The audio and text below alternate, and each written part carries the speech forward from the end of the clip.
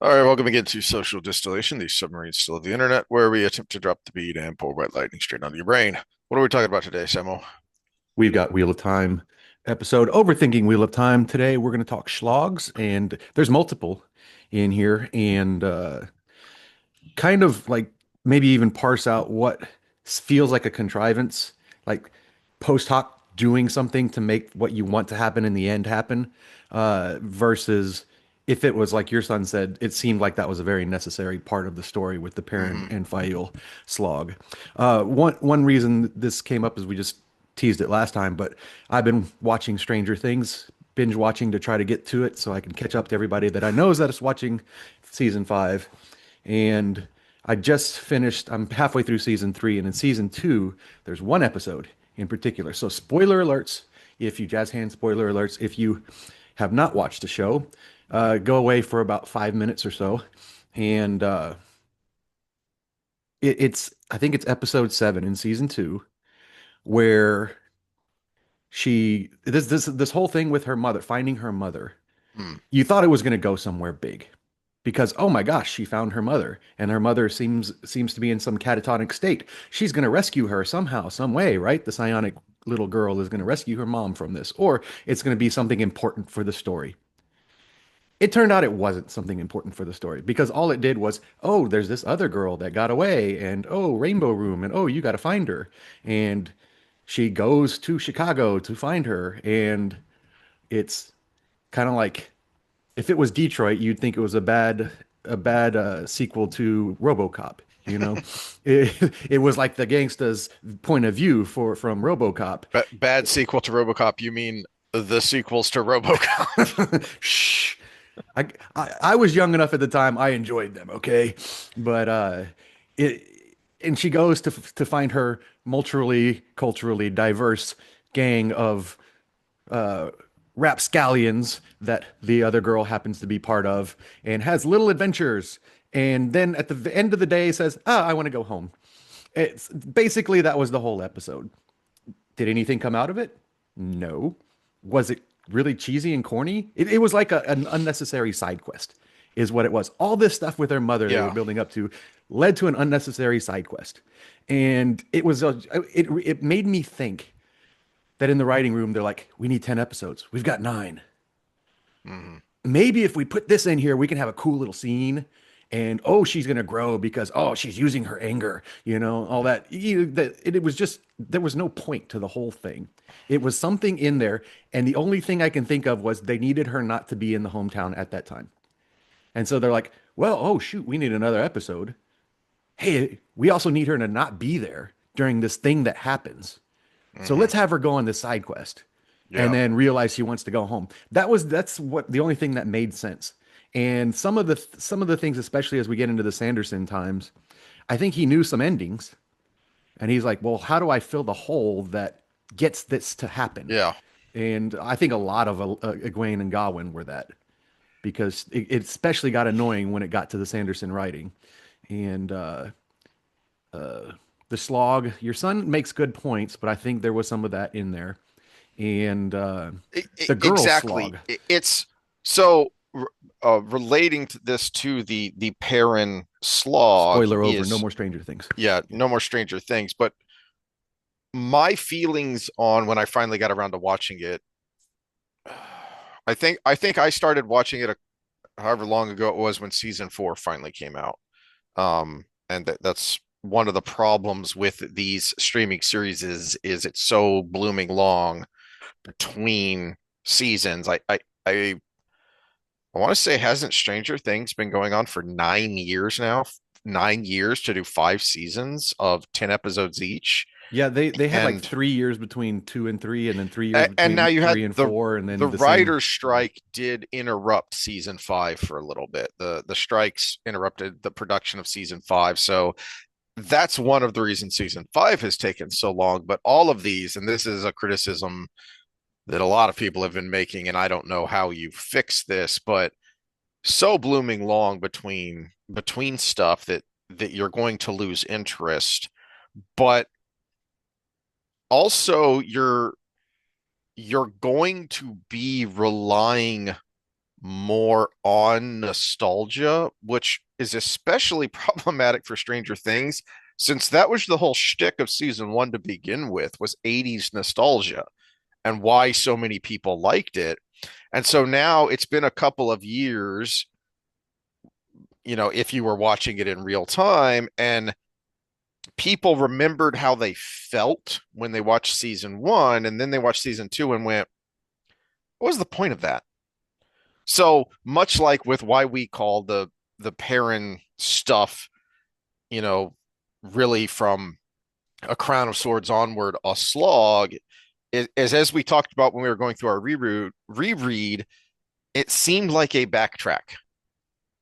And so to your point with season two, it's why are we going on these seeming tangents and seeming backtracks? It's we thought we had been on an arc with this person, and now all of a sudden we're taking a hard left turn and then turn another hard left turn, so we make a U-turn. And it's like, what? I feel like we're wasting our time here. So like if as we kind of talked about, the slog wouldn't have been as sloggy if it would have been more condensed so that we didn't feel so much like we were retreading ground we have already tread and we're actually going somewhere. Um, so as a reminder, because I've mentioned this a couple of times because I find this interesting, is that my son through his first read, much like me, his favorite character became Perrin. That was mostly because of the first four books. And then when he finally Oh, shows especially back book up, four. Book especially four is book his four, shining moment. Yeah.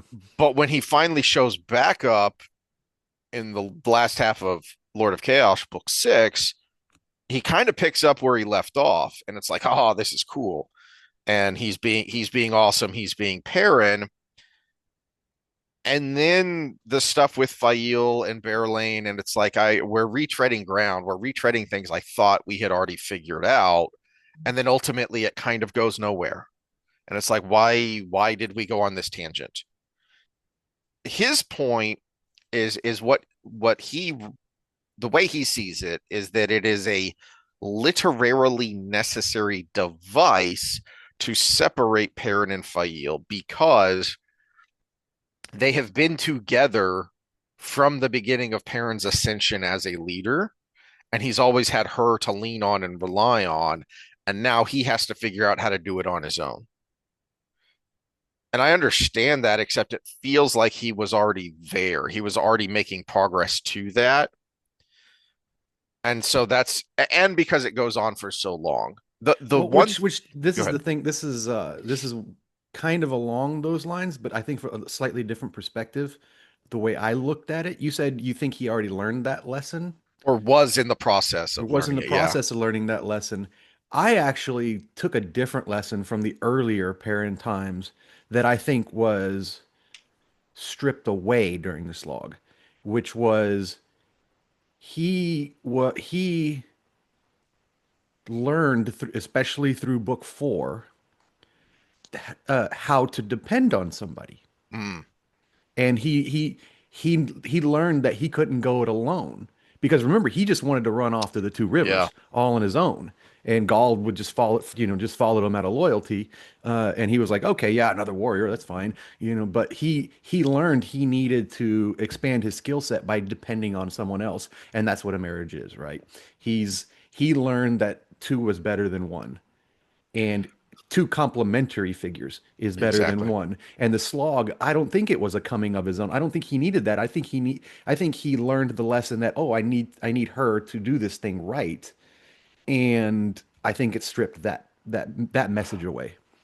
I something you just made me think of in talking about the slog is I think it also would have been less sloggy and made more sense for why it's happening and what's going on is if RJ would have moved a lot of the Hopper stuff from Knife of Dreams and even some of the stuff that we see after that when Hopper is really starting to train Perrin into how the world of dreams works, and it's as Hopper is explaining, but in his own instinctual wolf way. And so it takes a while for Perrin to understand it is he's not just, I hadn't thought of this before either.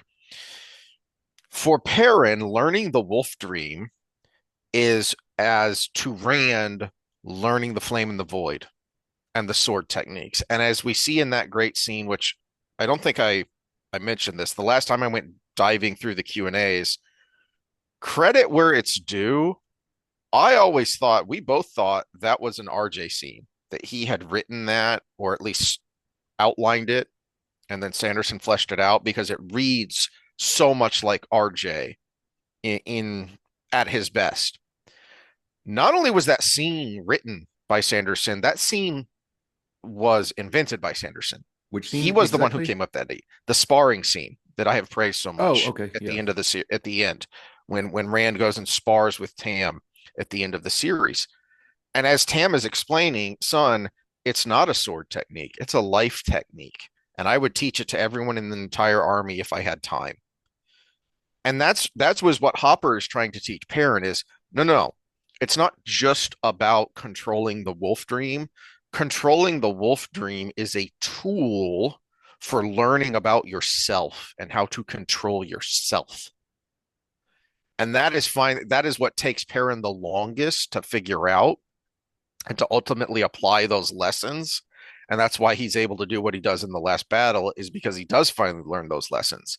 And if that had been pushed forward a little bit to where he started with that with Hopper while he was separated from Fail and or even before, if he had to your point about relying on others is relying on the not just the wolves but the wolf part of himself, then I feel like okay, now we're actually making progress, we're actually doing something new and something necessary that's going to lead to what Perrin has to do during the lead up to and during the last battle as is everything he's doing in the world of dreams. um but the thought before that, the new thought that I found interesting is in some ways the slog is a little more redeemable when I think of from Fail's point of view. That I actually think I enjoy her parts more than I used to because I think what your he told us in the prologue to Lord of Chaos, and now he's showing us because he's told us how good Fail is as this right hand for Perrin to handle the things that he's not so good at. And now we're seeing how she does it, and we're seeing her capability in doing that. And this is where Jordan needs to be canceled because he's so problematic to the modern woke left. Because how does she do it? So what parent? Reputation control, imaging, Mm-hmm. uh, Coalition building. coalitional careful planning, Mm-hmm. uh, effective altruism, and also uh, subvertive vengeance. Mm-hmm. Yeah, all of those things. So in the camp, we start to see that, but then after her capture, we definitely see that because now she has to do it all on her own in a very hostile environment. And so she has to grow very similar to how quickly and harshly Egwene has to grow in the Great Hunt after she's captured. Fael has a similar circumstance after she's captured. In whichever book that is at the end of Path of Daggers where that happens, or is that in Winter's Hunt when that happens? No, she's already captured by Winter's Hunt, I think. Or Winter's Heart, I mean. Anywho, point being, um, it's interesting that we see the two stereotypical dynamics of male female. Of Perrin, what Perrin has to learn about leadership is sometimes you have to lead and sometimes you have to command. And what Fail is doing as a leader is building a coalition and building trust. That's the female way. And Jordan shows it so expertly, he never has to say it. He doesn't have to tell you, he's showing you. but that's problematic, and that's why he has to be canceled. And so to for the characters and for their arc on the large scale, yeah, that makes sense, and I can understand that sentiment. On the small scale, though, I still consider it a slog because the steps it takes to get there are tedious. Hmm. And again, as we say, backtracking and or spinning our wheels, where you go, why did we do that? And why did we have to do it that way? Hmm. However, something I brought up last time when we were talking, when we teased this, that you wanted to talk about a little bit is I still find the slog with the girls even more of a slog. Hmm. And I'm not entirely sure why. I'm kind of thinking out loud here. I feel like with Perrin and Fail, we at least go somewhere with that, and we have some growth, even if it's frustrating and annoying. I think what makes the slog with the girls such a slog is when you get to the end of the slog with Perrin and Fail, as frustrating as it was, there is still something of a satisfactory conclusion. Both when, as I brought up several Wheel of Time episodes ago, I brought up their picnic scene and the lead up to that, and Fail's perspective going into that, and the way she was thinking, and the way she was reflecting on her own growth, and being thankful to her mother, even though growing up they were constantly butting heads, and now she sees this is why we were butting heads, because this is what you were trying to teach me. Hmm. So you do get a nice satisfactory mini conclusion there, and then ultimately at the end their final conclusion together, as they make it through the last battle, and the way they do that. The girl slog is such a slog because primarily because of Elaine, and it just seems like she never grows. Mm. It seems like she never learns anything. It seems like she never grows and adjusts, even with even with as frustrating as Egwene can be for like people like you and Scott. She's still moving. Something is still happening. She's still growing. She's still changing. Even if you don't like what she's growing into, she's at least growing. Hmm.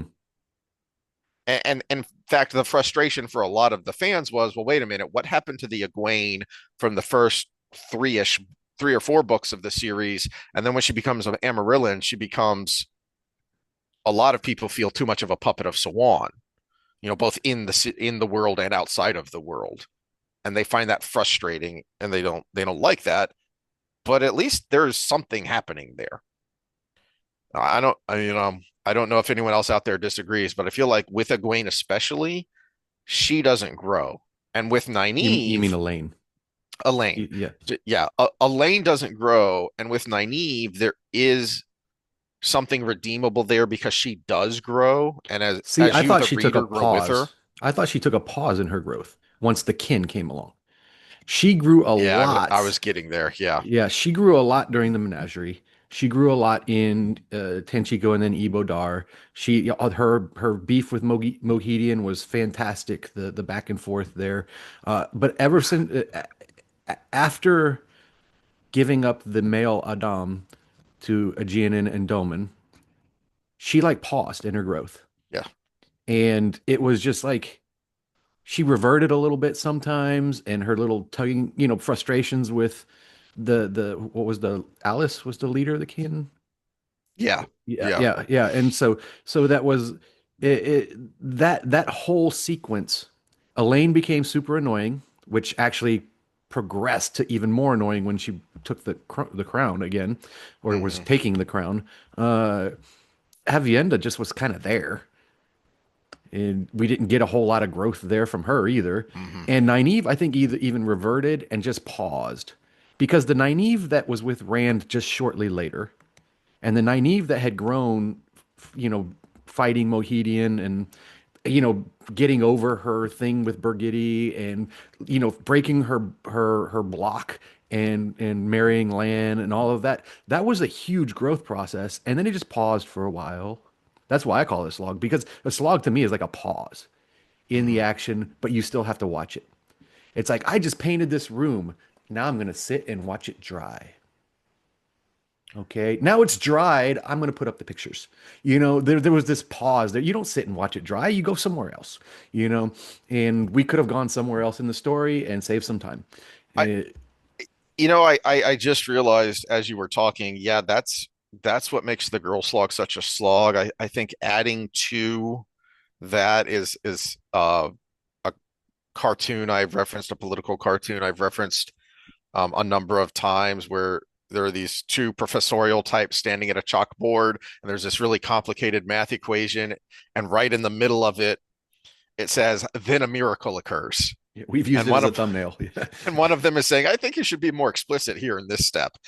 And that's what I feel like happens with Nynaeve is the Nynaeve we see by the end of the series when she's back traveling with Rand, and then when she insinuates herself with Cadsuin, we kind of don't see how she get there.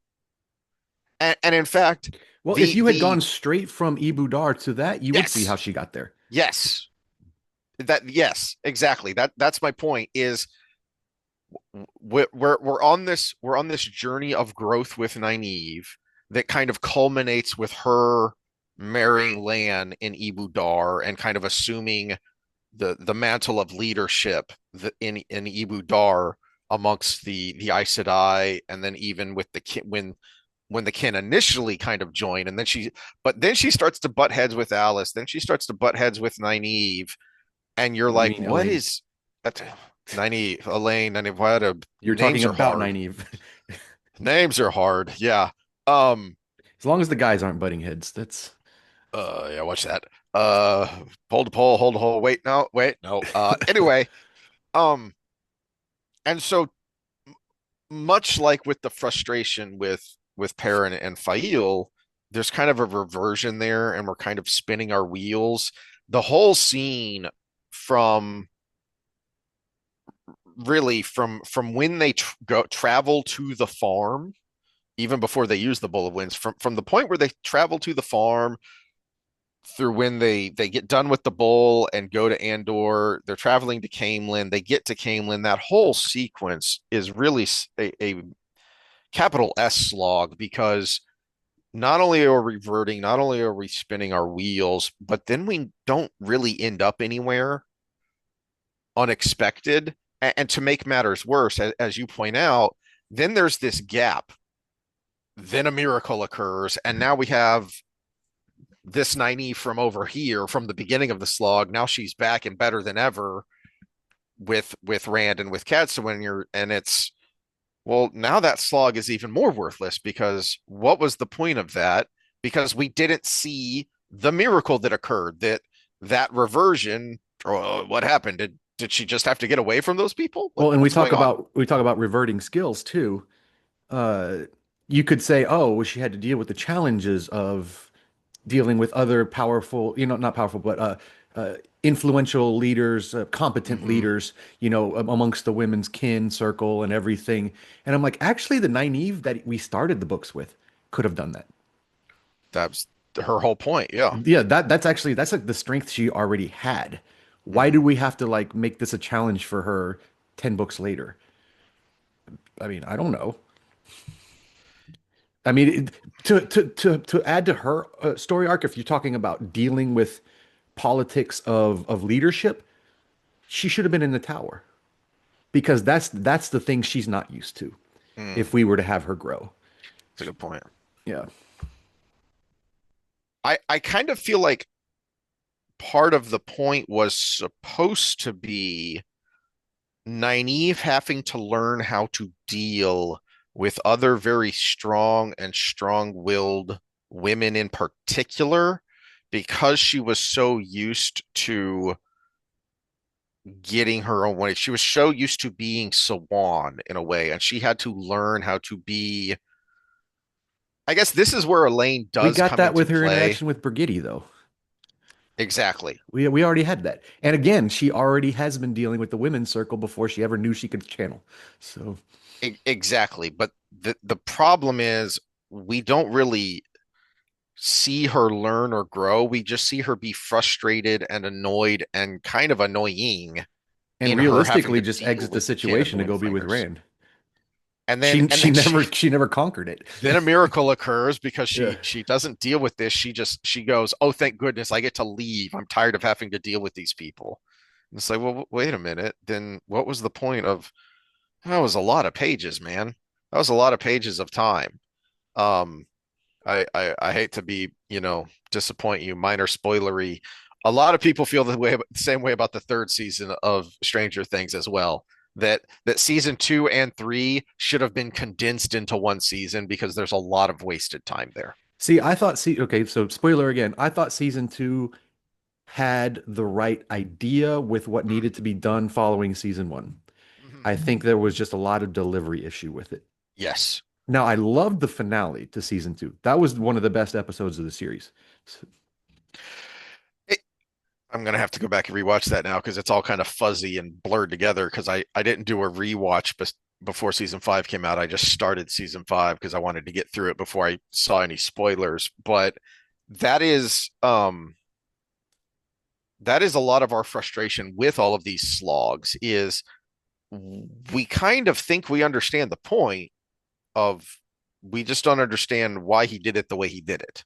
Mm. Like I understand why the girls went on the journey they did and the different points along the way. That there were reasons for all of these things. There were reasons they had to go to Tanchico. Important things happened in Tanchico. That then getting to Saladar was important. Meeting Galad along the way. That was another little, point of of the web of the pattern of the story. And then once they got to Saladar, and then getting Egwene there and then leaving and then getting Elaine to Camelin and all you understand the points along the way. It's the lines that connect those points that are so frustrating. Yeah, and hindsight's 2020 armchair quarterbacking here, but uh Monday morning quarterbacking here.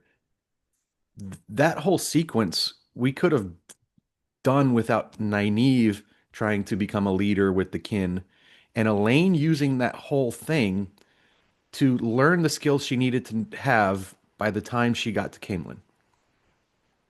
Like flashbacks of her mother while she's dealing with Alice or something. That kind of stuff. Something that just occurred to me is also kind of where maybe this feels like it comes out of nowhere, but it doesn't. Early on, I feel like Elaine, the princess, is um very much the diplomat and the counselor. And then Elaine, the trying to get the crown, and then once she has the crown, is very much Elaine, the totalitarian, the thing that you and Scott and people like y'all don't like about Egwene when she becomes Amarillan. Elaine is very much like that. Hmm. And perhaps the point was that came from Nynaeve, because that's very much how Nynaeve is. When she's trying to lead, she is very much commanding. And so Elaine, that is a lesson Elaine would need to learn is sometimes you do have to be the diplomat, but sometimes you have to have the clenched fist. I just don't see her learning that along the way. No, in fact, Ex- ex- during the whole girl slog that we're talking about, and I'm going to define this as between the end sequence of Ebou Dar and when they get to where they need to go, where Elaine becomes to go be queen and Nynaeve leaves to go with Rand, and yeah, that kind of stuff. I feel like Tanchico to Saladar is a mini slog, but it's not nearly as bad as Ebou Dar to Camelin. Yeah, and Ebou Dar to Camelin. So we'll define this one as that Elaine not only doesn't do what you're talking about there, and she doesn't do what I said might have been good. She reverts to being a child. She's playing with the shiny objects the whole time. Yeah, I hadn't thought about that. That's a good She point keeps too. shirking her responsibilities to go through the pile of junk, and that's basically her role and being a little bitch the whole time.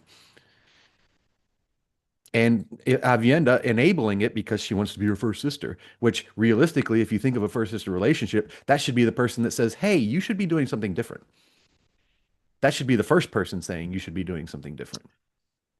That's a good point. That is um well, very much like back to where Perrin and Fail work so well together as complementary is that she waits until like back to the prologue of Lord of Chaos. She deals with all the petitioners and waits until they're gone, and then she goes to gripe at Perrin of why did you leave me alone with all this? This is your job too.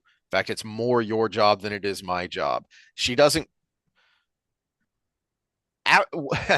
after he spanks her bottom, um, which is problematic. She doesn't call him out in front of other people. That is one of the rocky parts of the buildup of their relationship is that grates at him and for good reason.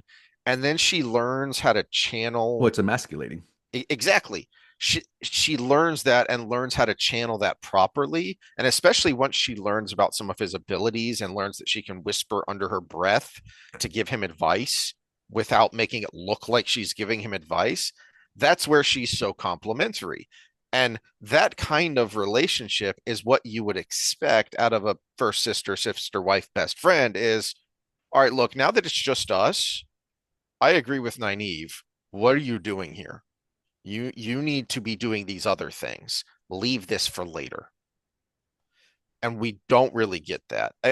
Every once in a while, I think Avienda does something to that effect, but it never seems to stick. And I think that's my biggest frustration with those both of those characters is as we've talked about when we've talked about Rand and his ladies is we have a lot to say about Min in MIN because there's a lot there, even though she almost certainly has less page time than Elaine does. Hmm. And yet we get so much more out of her as a Almost certainly. character. I would say it's like a 10% of the page time. Yeah, yeah. Um, but he does a lot of work with what he has. Um, I don't want this to just be a bitch session though. So there, uh,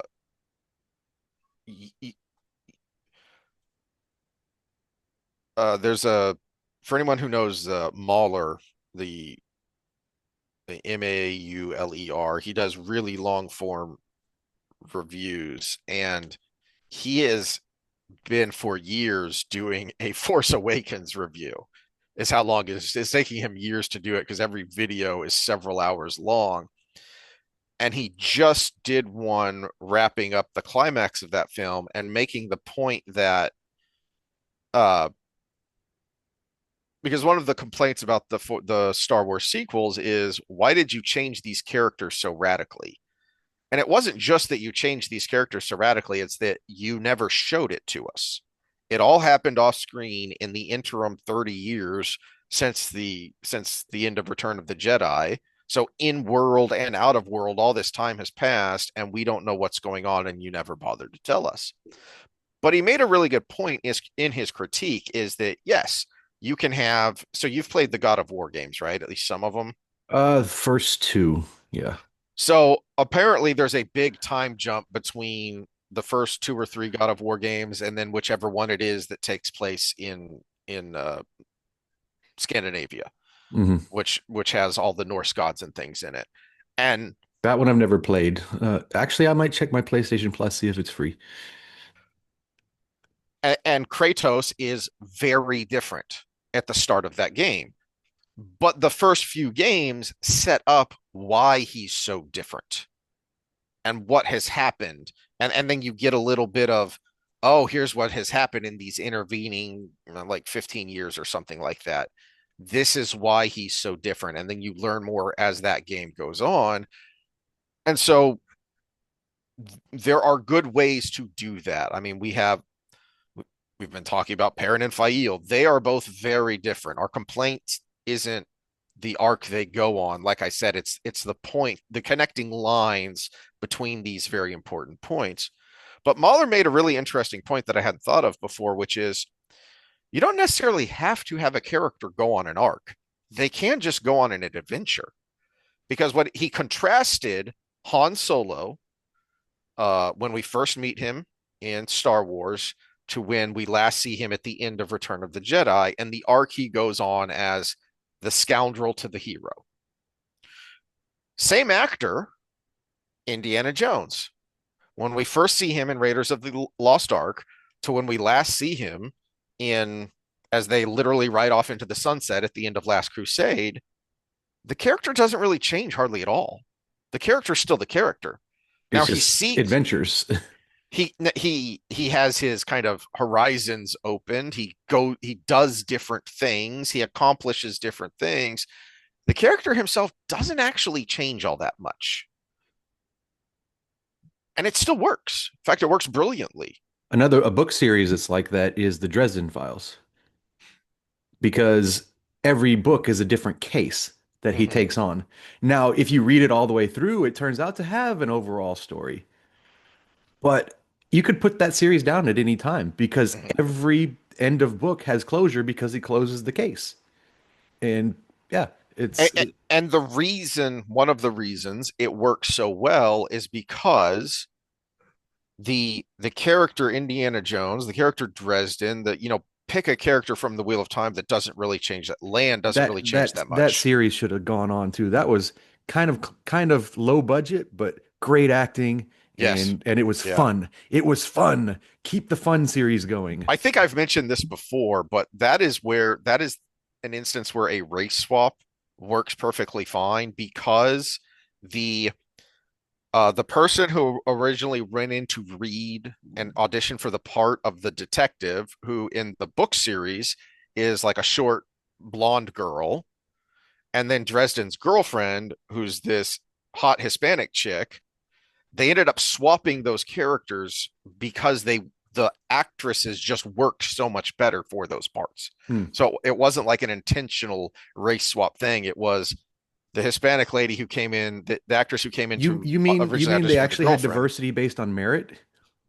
Son It of a can gun. happen. Son of a Amazing how gun. that works. Yeah. And yeah, I actually saw the series before I read the book series, and I don't remember the actress's name who who plays the detective. She was phenomenal in it. She was great. Um, but Lan, he doesn't really change that much. I mean, he grows a little bit, but it's more of a he loses some of his nihilism. He's still pretty cynical, but he eventually starts to lose his nihilism when the dragon and more importantly Nynaeve give him hope, give him something to live for.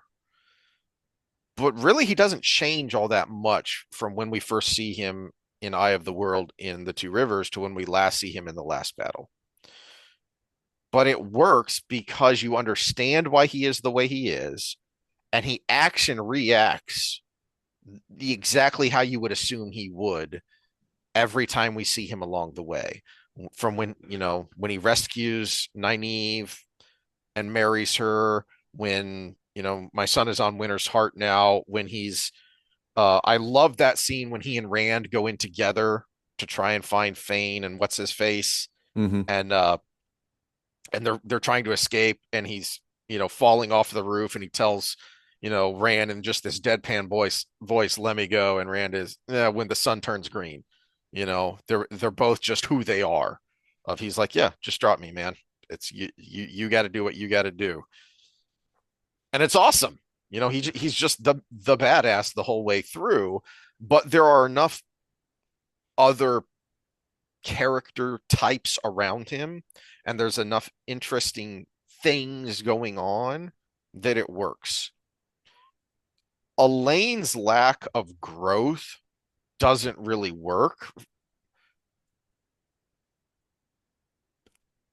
And I think the biggest part for me is the thing we complained about so much in the couple of books there as she's in Camelin trying to get the throne is she never it's not just that she doesn't learn, it's that she continues to hurt others with her actions and she won't change. She's damn near borderline a villain Hmm. in that those sequences when she's trying to take the crown. Well, and that's okay. So let's slide back to the Perrin slog. That's what made Perrin's part of the slog a slog, is because he becomes ultra selfish in that time.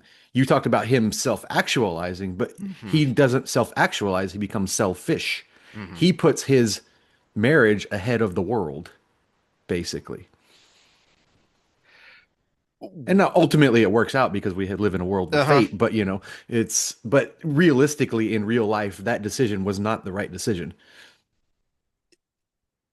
You know, ultimately, maybe I should go back and reread and see if I'm missing something, so isomorphic or Scott, if you're out there and you feel like maybe there was something Well, there I'm Jason missing. seems to be well versed too. So Jason, if you got an opinion on this too, Yeah, yeah. Jason, your opinion on Perrin's growth here is I'm wondering, did RJ realize he was in a slog and he needed to get out of it, or was it just my time is winding down. I need to hurry up and move things along because it just occurred to me Perrin also has a and then a miracle occurs kind of moment where, to your point, he just kind of suddenly stops being so selfish, almost out of nowhere when he is kind of calmed down and planning more the way you would expect Perrin to be when, especially when he makes the deal with the Sanshin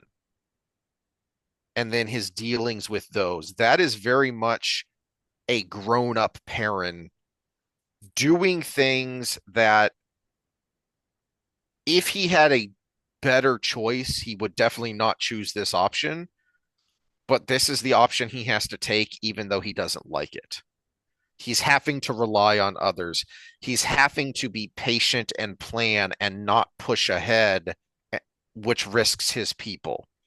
So at But the also he's climax, shaking hands with what was assumed to be the devil at the yes, time. So, well, a couple of devils because he does the same thing with Massimo. hmm. Is he has to make a deal with one with the devil Massima and then make a deal with the devil the Sanshin, but he does it.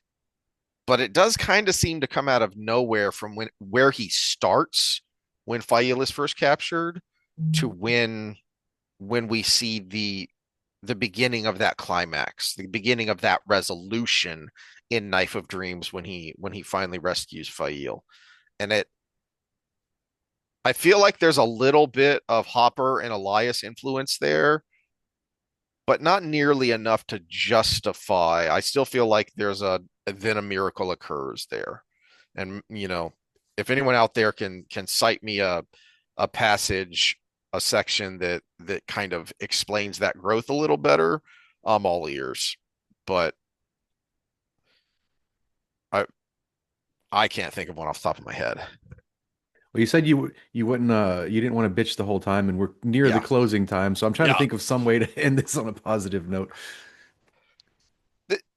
The the positive note here is that however ham-fisted it is at times, it is necessary.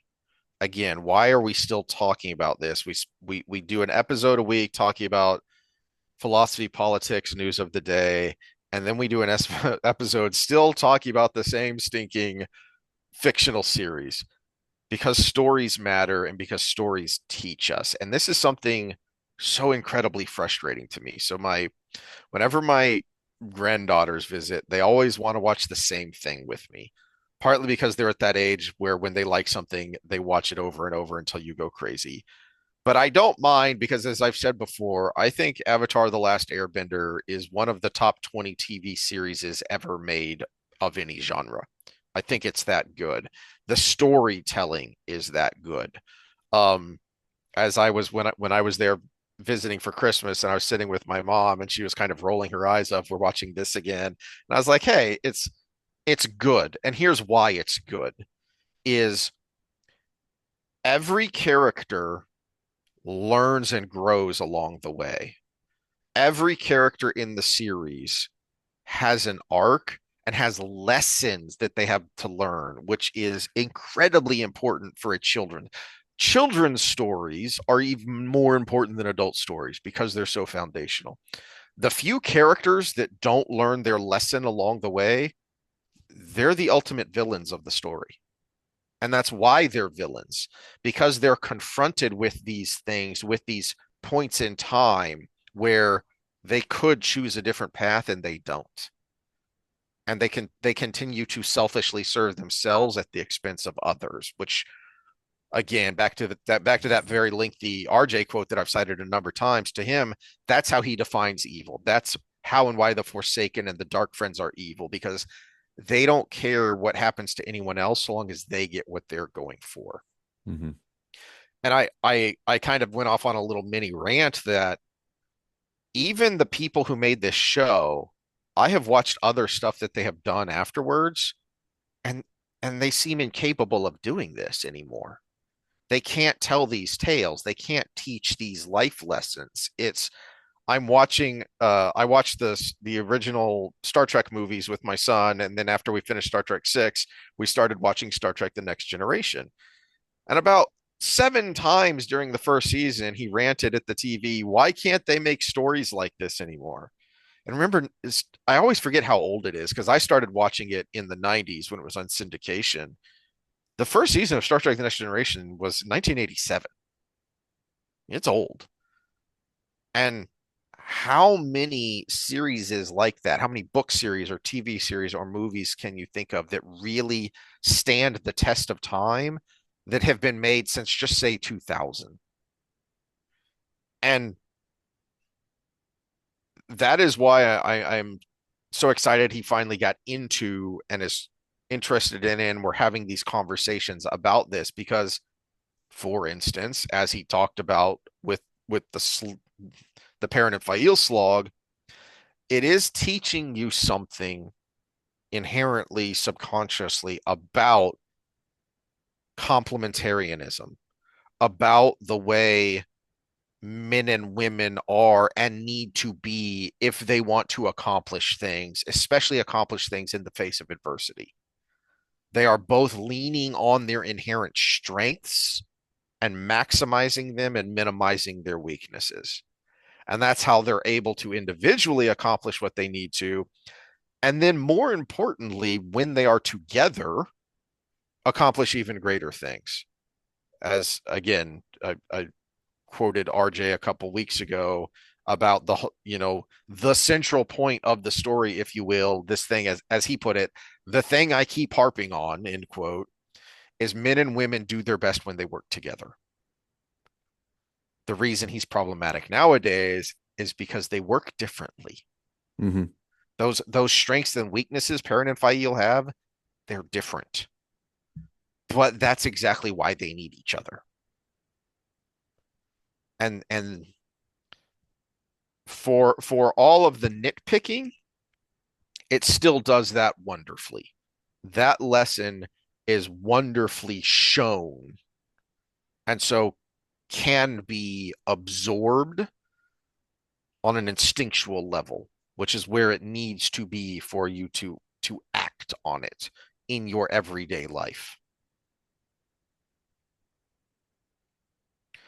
And I didn't even bring up that song that got me on this train of thought that got me in trouble. Oh yeah, go ahead and bring it up right here. So we'll close out Oh, with that. We'll close out what with that. what so we may get a little more negative next time because on the drive back from going out to visit you and going fishing and catching lots of mosquito bites, one of the songs that popped up on my road trip playlist was Oliver Anthony's Scornful Woman. And my wife jokingly shook her fist at me and said, why is this song on your playlist? What are you trying to say? I was like, well, I'm saying he's a great artist and it's a great song. But part of the point of the song is it's a harsh and sad realization for how we the consequence of throwing away the idea of complementarianism, because just out of the blue, out of nowhere, after he had hit it big, and as I told my wife, the reason it was so sad to me when I heard this story, I heard the song first, and then I saw a clip of Joe Rogan talking about where the song came from, and I was like, "Are you kidding me?" It's just out of the blue. His wife says, "I want a divorce. I'm taking half of everything, and what's more, I want half of everything you're ever going to get from being a now famous musician." And I was like, "Holy crap!" Because I'm a uh, grumpy old grump. I never actually listened to the song Richmond, North of Richmond when it went viral because I just instinctively resist viral things. I actually heard Oliver Anthony for the first time on Jordan Peterson's podcast because, unbeknownst to me, as Peterson told him, Peterson's actually a huge fan of classic country, like Hank Williams Sr. classic. And so he loved the sound and he loved the lyrics of Richmond, North of Richmond because it reminded him so much of that. And in so much of that interview, all Oliver Anthony could talk about was his wife and wanting to use this newfound fame and fortune to build the kind of life that his wife wanted and that he wanted to provide for her. And that, and out of the blue, I want a divorce. It's like, oh, ouch. And we have we have constructed a society that not only has thrown away the idea of complementarianism, but belittles it, considers it a negative, in fact. And you are a problem if you talk about complementarianism. Um, I've downloaded, I haven't had time to listen to it yet, but Helen Andrews, who we've talked about with her essay, The Great Feminization Theory, was recently on trigonometry.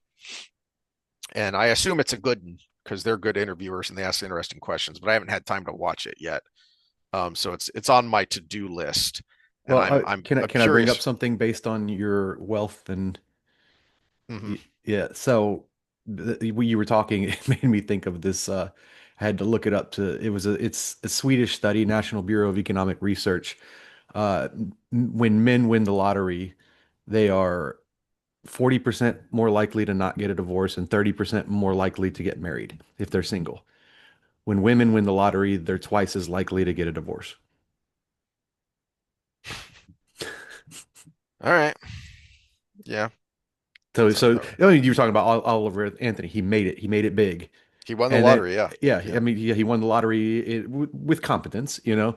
Mhm. But yeah, the viral video had to go out, and so there's a little bit of luck in that and everything too. But yeah, it's they won the lottery, and she's like, "Oh, peace out. I get half." Mhm. Okay. Now going for future earnings was pretty stupid of her, but Yep. Yep. Well, we may rant a little bit more about that because that's what sparked all this is complementarianism is important. It's important on the macro because that's how we advance as a culture, as a civilization, but it's incredibly important on the micro. It's incredibly important for the individual. It's just you are going to be a healthier, happier person when you have that person who complements you. Why are we looking at your keyboard? because I accidentally spilled a little something on it, and I'm making sure it doesn't soak in. Okay. Anywho, Is this better? yeah. All right. So, uh, we are,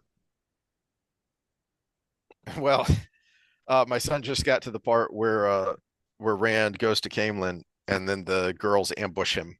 And he doesn't want to accept this. This is a part of himself that he beats him. It's one of the things he uses to self-flagellate.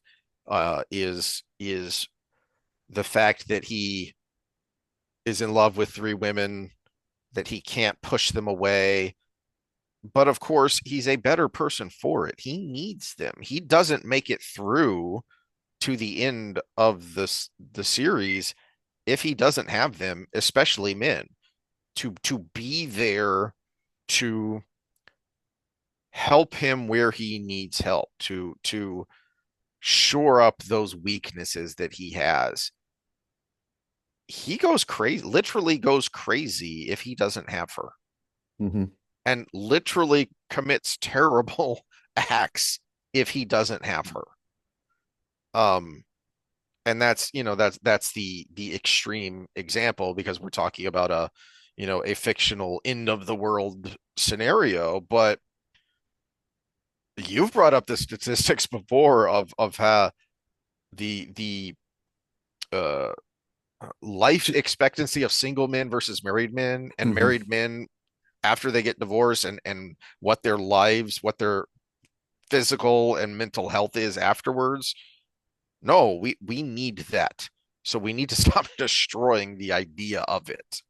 Well, it's funny because you, it just popped in my head. You said men being there all the time, and she needs him to not do crazy things and go off the rails. And I was like, it's like the three wires in every electrical appliance you have, the AC, DC, and the ground wire. Mm, And Min was the ground wire. that is a really good analogy. That is a really good way to end it because that's she grounds him absolutely. And it is everyone needs that person who grounds them. Which is actually probably a good thing, even though she was one of my favorite characters. She didn't have a lot of screen time, Mm, was because we never had a Min Slog. mm, that's a good She point. was just she was through Rand's point of view supporting role, Cadsuan's point of view an annoyance that was in her way. From her own point of view, you got a few thoughts, but you rarely got that. Yeah. We didn't sit there and ruminate on her own thoughts for forever. Bless you. All right. Well, with that, we will see you next time with golly gee, is there anything interesting happening in the news today?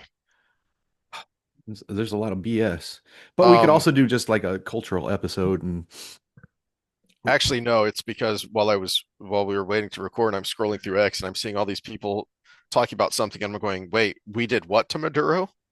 How?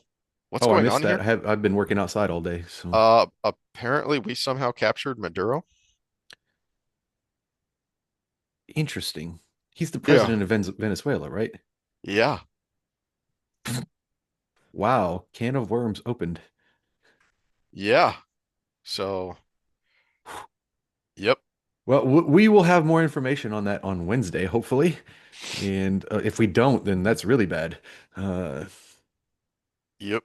Yep. So that is, we'll see what happens in the next several days and see what there's to talk about. But that could be interesting, could be disastrous. What we had the old Biden, is, Obama, Bush, Clinton, mhm. Bush Senior regime change days where it was like, we'll just support this candidate and make sure that they win the elections. And then we got the Trump regime change days where we're just going to capture them. Yep. Yep. Yeah. I believe it is a Middle Eastern curse. May you live in interesting times. Wow. Well, and just on the good news side, I'll end with good news. My son had his surgery on his collarbone yesterday, and Yay. it went successfully. He's a little grumpy and tired and in a little bit of pain, but it's not Mm. too bad. But we just got to wait for that wound to heal, and he can start Well, this swimming gently again. And we can bitch about that because you had quite the adventure getting that dealt with. Oh joy. All yeah, right. yeah, yeah. Well, we will have interesting things to talk about, no doubt, on Wednesday, and we will see y'all then.